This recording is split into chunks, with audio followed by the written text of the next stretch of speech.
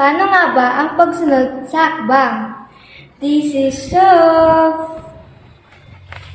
At sa araw na ito, papakita ko kung paano gawa ng Oreo Graham Bar sa pamamagitan ng tamang pagsunod sa bawat hakbang. Handa na ba kayo? Tara, gawin na natin!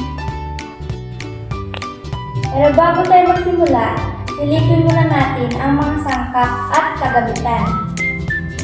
Ito ang ating mga gagamitin. Oreo biscuits, Graham crackers, all-purpose creamer chilled overnight, creme densada chilled overnight, mangkok at panghalo, mixer,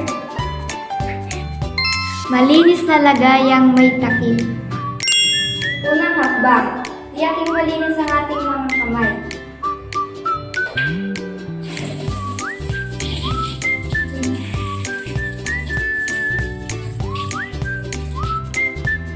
At ihanda ang lahat ng sangkap at kagamitan.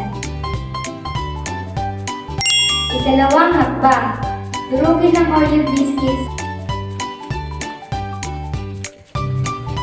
Ikatlong hakbang, sa isang mangkok, haluin ang all-purpose creamer at creme densada.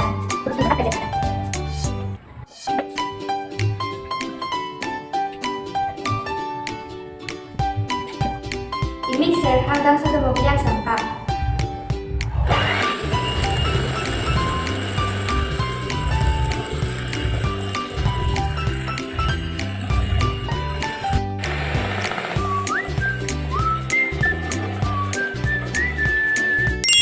Ikaapat na hakbang, maglagay ng unang patong ng Graham crackers sa ilalim ng ating lalagyan may takip.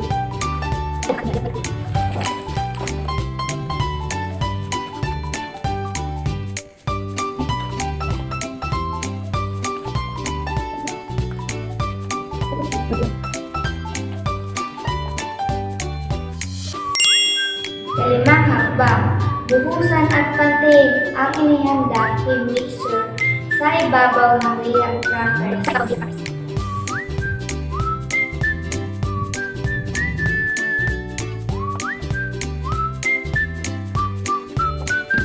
Sa anim na hakbang, udburan ito ng dinurog na Oreo biscuits para sa dagdag na dinamnam.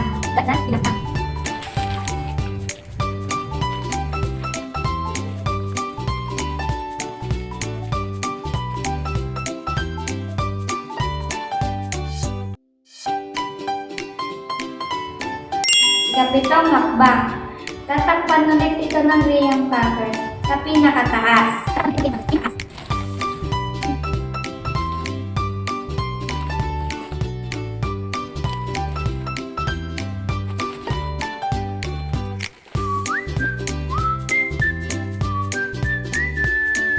Panghuling hakbang, takpan ang lalagyan at ilagay sa freezer na hindi bumaba sa 4 na oras bago hiwain ang pabar at ihain.